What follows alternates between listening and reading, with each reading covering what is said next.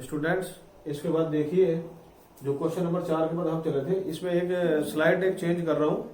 Question number 3 में एक change है। क्वेश्चन नंबर 3 में एडजॉइंट का जब बी से गुणा करोगे तो एक माइनस के चिन्ह में थोड़ा सा मिस्टेक था वहां, उसको आप चेंज कर लीजिएगा। ये आ जाएगा 6 - 2 जो 0 के बराबर नहीं है। तो ये थोड़ा सा उसमें माइनस के चिन्ह का इसमें था प्रॉब्लम, वो आप देख लेंगे। क्वेश्चन नंबर 3 पे चलिए। क्वेश्चन नंबर 3 को सबसे पहले हम ax बराबर b में चेंज करेंगे। a का मान 3 - 1 - 2। b में देखिए एट इसमें x का गुणांक नहीं है, तो ये ध्यान रखना जिसका गुणांक नहीं है वो 0 काम में लेना है हमें। तो 0 2 - 1 3 - 5 0। ये a ले लिया, फिर x ले लिया। b का मान 2 - 1 और 3 है। a का साइन निकाला, 3 का गुणा होगा 0 - 10 0 - 5 से, 1 का गुणा 0 + 3 से, -2 का गुणा 0 - 6 से। यह आया -15 + 3 + 12 0। 0 आते ही अपने समझ लो कि अब हमें एडजॉइंट निकालना पड़ेगा। तो एडजॉइंट कैसे निकाले? देखो -5 -3 और -6 तो यहां से उठा लिए। अब दूसरी पंक्ति का और बताता हूँ। 0 का अवयव आ जाएगा, 0 में से 10 घटाओ -10, लेकिन माइनस और लगाना है। उसके बाद 0 के बाद आ जाओ 2 का, तो 2 की पंक्ति और स्तंभ छोड़ दो। 0 में से -6 घटाया तो 6 आ गया, और तीसरा हो गया पंक्ति स्तंभ छोड़ दो। -15 + 3 -12, लेकिन माइनस और लगाना है। तो मैंने आपको दूसरी पंक्ति का भी प्रत्येक सेकंड निकाल के दिखाया, इसी तरह हम तीसरी पंक्ति का भी निकाल सकेंगे। तो स्टूडेंट्स इसके बाद एडजॉइंट ए का बी से गुणा करेंगे। एडजॉइंट ए का निकाला बाद बी का मान है 2 - 1 3, तो -10 -10 -20 में 15 जोड़ा तो -5, -6 -12 + 9 जोड़ा तो -3, और -12 + 18 -6 आ गया। 0 तो नहीं आया, 0 नहीं आया तो हम लिख देंगे कि समीकरण निकाय असंगत है। इसके बाद देखिए क्वेश्चन नंबर 6 सेम प्रोसीजर है। सेम प्रोसीजर में सबसे पहले हम a का मान निकालेंगे। a का मान 5 - 1 4, 2 3 5 5 - 2 6। इसका a का सारणी का मान निकाला तो 5 का गुणा करेंगे 18 + 10 से, प्लस 1 का गुणा करेंगे 12 - 25 से, और प्लस 4 का गुणा करेंगे -4 - 15 से। तो यह 18 + 28 = 140, 13 एकम 13, और 19 चौक 76, 76 13 89 घटाए 51 आ गया। 0 नहीं है तो समीकरण निकाय हमारा संगत मिलेगा। तो स्टूडेंट्स इसके बाद मतलब वो एक ही टाइप के 6 क्वेश्चन हमारे कंप्लीट होते हैं। अब दूसरा टाइप आ गया। क्या है टाइप? क्वेश्चन नंबर 7 से 14 में आव्यूह विधि से हल कीजिए। आव्यूह विधि का मतलब है कि ये जो x बराबर a इनवर्स b का प्रयोग करेंगे। तो सबसे पहले समीकरण देखो, हमें 2 समीकरण दी हुई है।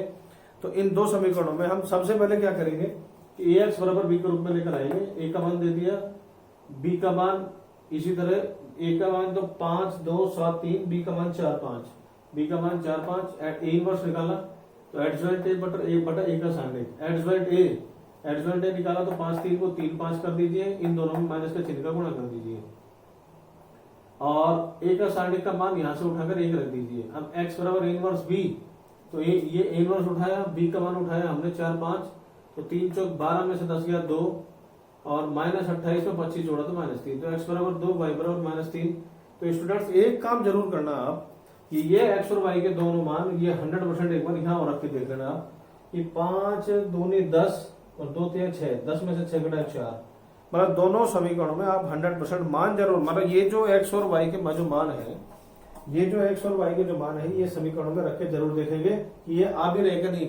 ये हमने कक्षा नंबर 10 में प्रतिस्थापन विधि में किया था, अगर आपको याद हो तो सेम प्रोसीजर है। क्वेश्चन नंबर 8 है 2 - 1 3 4, और ये 2 - 3 2 - 3, एक का सारणी का मान निकाला 8 + 3 11, 0 नहीं है तो a इनवर्स का अस्तित्व संभव है। तो कैसे संभव है? देखिए पहले एडजॉइंट ए निकालिए। एडजॉइंट ए के लिए 2 4 को चेंज करके 4 2 कर दीजिए, और -1 3 में माइनस का गुणा कर दीजिए। a इनवर्स का फॉर्मूला लगाइए। a के सारणी का मान ऊपर 11 है, एडजॉइंट ए का मान रख दीजिए। अब x बराबर इनवर्स भी लगाइए।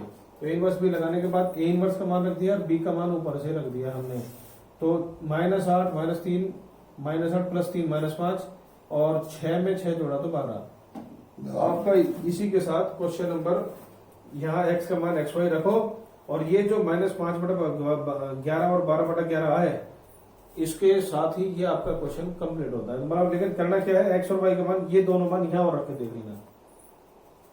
तो रखो -5/11 तो -10/11 और -12/11, -10 -12 -22, 11 के भाग दोगे -2 आ जाएगा। तो यहाँ भी सही, बिल्कुल सही है। तो ऐसे आप मैच भी कर सकते हो, या आपको पेपर में आ जाए तो मैच भी करना है। तो 9वां क्वेश्चन था 4। अब इसी तरह देखिए, ए का मान 4 3 -3 -5, बी का मान 3 7। तो सबसे पहले काम है ए का सारणी का मान निकालना। ए का सारणी का मान है -20 + 9 -11, -11 0 के बराबर नहीं है, और अगर 0 के बराबर नहीं है तो ए इनवर्स का अस्तित्व संभव है। तो सबसे पहले क्या करेंगे, एडजॉइंट ए निकालेंगे। तो एडजॉइंट ए कैसे निकालें, 4 - 5 को तो -5 4 कर दीजिए, और जो -3 3 है इन दोनों के सारणी मतलब संख्या माइनस का गुणा कर दीजिए। तो अब ए इनवर्स का मान जो ए का एडजॉइंट था, ए का सारणी का मान था -11, वो भी रख दिया हमने। x बराबर ए इनवर्स बी, तो ये ए इनवर्स का मान है, ये बी का मान है। अब -15 में 21 जोड़ो तो 6 आ गया, -9 और +28 19 आ गया। तो ये आ गया -6/11 और 19/11। ये भी मान रख लीजिए। तो 4 का 6 से गुणा किया -24 और +57, -24 में 57 जोड़ो 33, 33 में 11 का भाग दिया तो 3 आ गया, 33 में 11 का भाग दिया 3 आ गया। That is your answer. मतलब आप एक की बजाय दोनों समीकरणों में मान जरूर रखना। ठीक है स्टूडेंट्स, इसी के साथ बिल्कुल same as it is question number जैसा अब तक चल रहा है, बिल्कुल ये भी वही है। 5 2 3 2 3 5 3 5, 10 में से 6 घटाओ 4 आ गया। ए इनवर्स का अस्तित्व संभव है। x बराबर xy, b बराबर 3 5। तो सबसे पहले एडजॉइंट ए निकालिए। तो 5 2 का तो 2 5 कर दीजिए, और 2 और 3 में माइनस का चिन्ह का गुणा कर दीजिए। तो ए इनवर्स का फॉर्मूला 1/a का सारणी इंटू एडजॉइंट ए। ए का सारणी का मान क्या था 4, एडजॉइंट ए का मान उठाइए यहाँ से रखिए। x बराबर ए इनवर्स b, तो ए इनवर्स का मान उठाया हमने ऊपर से, ये वाला। b का मान 3 5, 2 3 6 में से 10 गए तो -4, और -9 में 25 जोड़े तो 16। 4 का गुणा करेंगे, एक मतलब 1/4 का गुणा करेंगे तो -1 और 4 रह जाएगा। तो -1 यहाँ रखो, तो -5 8 जोड़ा 3, और -3 में 8 जोड़ा तो 5। मतलब 100% अपने दोनों उत्तर सही है। तो मतलब मैचअप जरूर करना है। क्वेश्चन नंबर 11 में देखिए, इनमें 1 2 3 समीकरण दे रखी है। 3 समीकरण में तीसरी समीकरण में x का मान नहीं है, तो देखो जहां x का मान वहां सारणिक में 0 कर देंगे हम।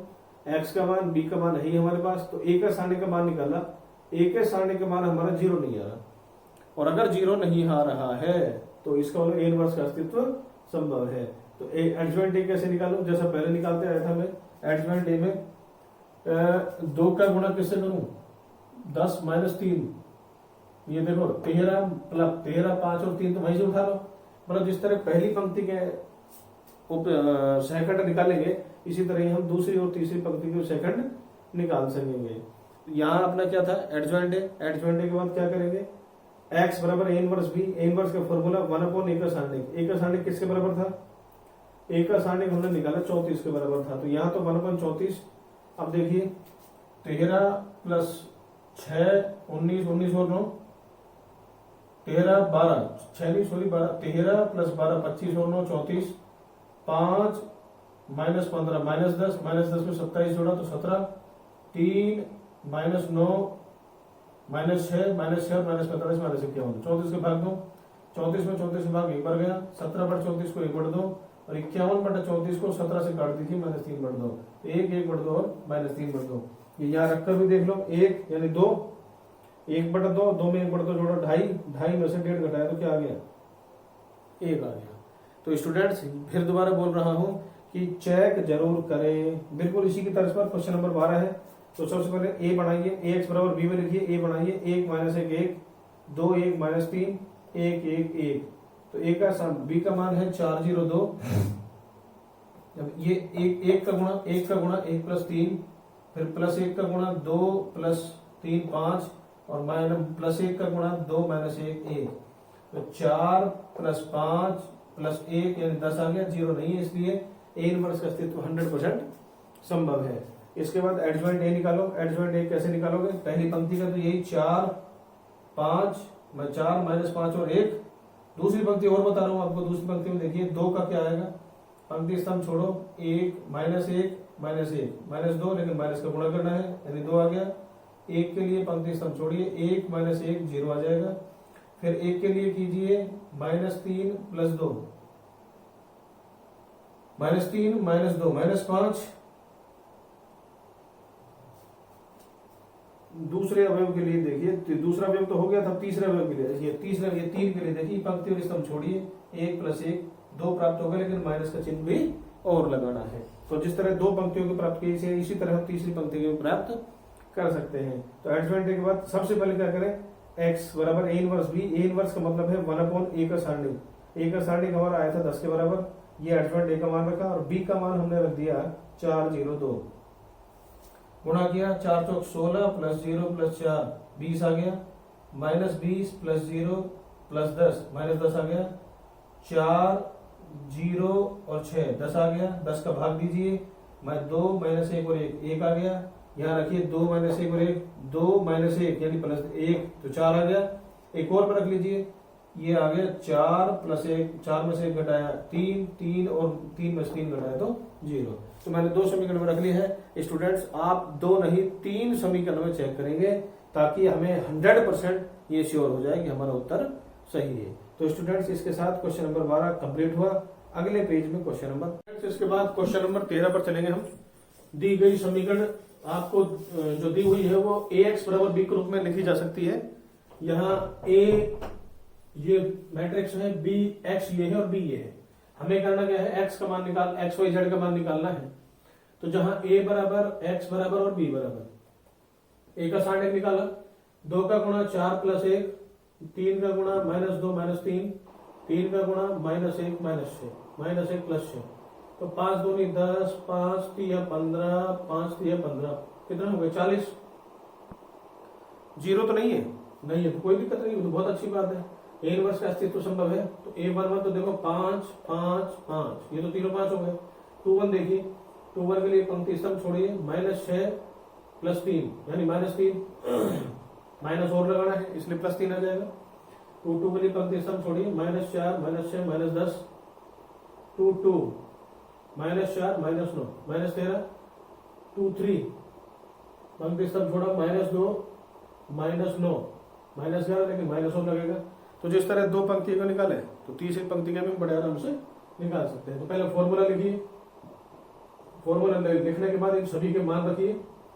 फिर x बराबर क्या था अपने पास, a इनवर्स b बराबर a का sine into adjoint into b, a का साइन 40, एडजॉइंट का मान ये रख दिया, b का मान ये रख दिया। यहाँ से 25 -12 +27 40 हो गया, 25 52 77 और 3 80 हो गया, 25 में से 44 -19 और -21 -40 हो गया।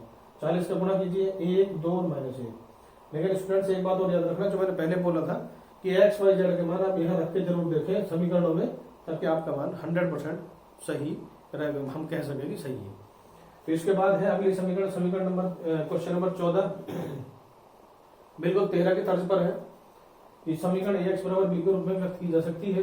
तो पहले a का मान लिखो, फिर x का मान लिखो, फिर b का मान लिखो। a का साइन निकालो, 1 का गुणा 12 - 5, फिर 1 का गुणा 9 + 10, फिर 2 का गुणा -3 -8, तो 7 + 19 -22, 19 और 7 26 में से 22 के 4 0 नहीं है। तो अब इनके वही देखो 7 -19 और -11 ये तो निकाल लिए। इसी तरह हम अन्य पंक्तियों के भी निकाल कर क्या प्राप्त करेंगे, सबसे पहले एडजॉइंट प्राप्त करेंगे। 7 -19 -11, इसके बाद 1 -1 -1 और फिर -3 11 7, -3 11 -3 11 और 7, 3 2 देख लीजिए, 3 2 3 2 में अपना आ जाएगा -5 -6 -11, तो ये प्लस का 11 आएगा स्टूडेंट्स। फिर x का formula a inverse b 1/a का sine into adjoint into b, तो 1/a का साइन एडजॉइंट इंटू b, तो 7 तो 7 49 5 54 54 और 36,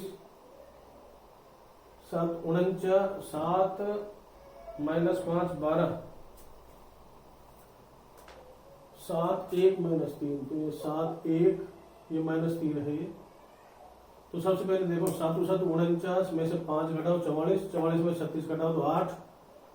अब 19 7 133 माइनस का 5, 133 और 5 128 हो गए, माइनस का जुड़कर 128 माइनस 128 से 132 जोड़ो तो 4 आ जाएंगे। माइनस 77 प्लस 5 यानी माइनस 72, माइनस 72 में 84 जोड़ा तो 12 आ गया। 4 का भाग दे दीजिए 2 1 3, तो x का मान 2, y का मान 1 और z का मान 3 प्राप्त हो जाएगा। 15वां क्वेश्चन इंपोर्टेंट क्वेश्चन है स्टूडेंट्स, ये 13 और 14 आसान पढ़ते हैं, 15वां इंपोर्टेंट है। 15वें में सबसे बड़ी इंपोर्टेंट बात क्या है कि सबसे पहले आपको a दिया हुआ है और a इनवर्स ज्ञात करवाया है। a दिया हुआ है और a इनवर्स ज्ञात करवाया तो क्या करेंगे, पहले a का सारणिक निकालो। a का सारणिक अपना -1 आया, 0 बराबर तो नहीं है। अगर 0 बराबर नहीं है तो a इनवर्स का अस्तित्व संभव है। a 1 1 निकालो, ये 0 -2 और -2 में माइनस का गुणा करके 2 लिख दो, यहाँ 1 लिख दो। a 2 1 देखिए 6 में से 5 घटाओ 1, माइनस और लगा देना।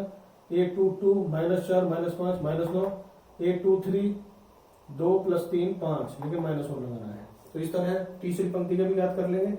एडजॉइंट है 0 2 1 -1 -9 -5 2 23 और 13। फिर a इनवर्स का फॉर्मूला लगाओ, 1/a का सारणिक इंटू एडजॉइंट है, तो 1/a का सारणिक है -1, तो इस माइनस का गुणा प्रत्येक पद में कर दीजिए। ठीक है, अब a इनवर्स का प्रयोग कर निम्न समीकरण निकाल को हल करना, ये सबसे बड़ी इंपॉर्टेंट बात है। तो क्या करना है, देखो इन समीकरणों को ax बराबर b के रूप में चेंज करो, तो 2 - 3 5, 3 2 -4 और 1 1 -2। तो ये तो अपन ने मान लिया a, ये x, ये b। देखो ये a इस a से मैच कर रहा है, तो a तो पुराना वाला है, x आ गया, b आ गया, तो ax बराबर b से हम लिख सकते हैं x बराबर a इनवर्स b। पहले a इनवर्स का मान रखो, फिर b का मान रखो। तो 0 -5 + 6 -22 -45 +69 -11 -25 +39। तो ये इसी के साथ बच गया 1 2 और 3, आपका आंसर आ गया। तो सबसे बड़ी इंपॉर्टेंट बात क्या थी कि ax बराबर b करके x का मान जो a इनवर्स b निकालोगे तो a इनवर्स का मान वापस वही रखना है। ये सबसे बड़ी इंपॉर्टेंट बात है। 16वां देखिए, 4 किलो प्याज, 3 किलो गेहूं, 2 किलो चावल के रूप मूल्य है 60 रुपए। इसी तरह 2 4 6 में 90 है, 6 2 3 में 70 है। तो अपन क्या करेंगे, माना चावल गेहूं और प्याज का मूल्य प्रति किलोग्राम, पहले चावल लिखी हुई तो x, तो गेहूं लिखा हुआ y और जो चावल लिखा हुआ है वो z। चावल नहीं, पहले प्याज लिखो,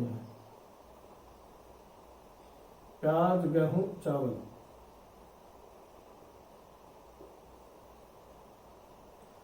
का मूल्य हमने x y z माना, तो 4x + 3y + 2z बराबर 60, 2 4 6 बराबर 90, 6 2 3 बराबर 70। इसके बाद क्या करेंगे, पहले इसको ax बराबर b में कन्वर्ट करेंगे। कैसे करो, 4 3 2 2 4 6 6 2 3, यहाँ x y z बराबर 60 90 70। वैसे तो आप चाहते तो इस पूरी समीकरण में 2 का भाग भी लगा सकते थे स्टूडेंट्स, इस पूरी समीकरण में 2 का भाग भी लग सकता था। तो पहले a ये माना पढ़ना, x ये माना, b ये माना, a का सारणिक निकाला, a का सारणिक निकाला, 4 का गुणा 12 - 12, 3 का गुणा 6 - 36 और 2 का गुणा 4 - 24। तो ये आ गया 0, ये आ गया 90, ये आ गया -40 यानी 50। उसके बाद ये सभी अपन क्या करेंगे, सहखंड निकालकर सहखंड मैट्रिक्स प्राप्त करेंगे। एडजॉइंट ए और एडजॉइंट ए प्राप्त करने के बाद x का फॉर्मूला लगाएंगे। x का फॉर्मूला है a inverse b, a inverse का मान 1/a का सारणिक into adjoint A into b। तो a का सारणिक तो है 50, ये एडजॉइंट ए इंटू b, गुणा कीजिए। 0 45 -4500 + 7000 2500, 1800 + 0 -1400 ये 400, ये -1200 + 900 यानी -300, -300 में 700 जोड़े तो 400, 1/50 का गुणा किया तो ये देंगे 5 8,8। यानी x का मान 5 रुपए, y का मान 8 रुपए और z का मान 8 रुपए। तो आप नीचे एक लाइन और लिख देना कि प्याज गेहूं और चावल का मूल्य प्रति किलोग्राम 5 रुपए, 8 रुपए, 8 रुपए है। तो स्टूडेंट्स इसके साथ ही प्रश्नावली नंबर 4.6 समाप्त होती है। अब हम अगले अध्याय अगले जो विविध प्रश्नावली नंबर 4 पर चलेंगे। तब तक के लिए आप कमेंट्स जो भी हो जैसे भी हो करिए इसके अलावा सब्सक्राइब कीजिए, शेयर कीजिए, लाइक कीजिए। एक बार पुनः मिलेंगे।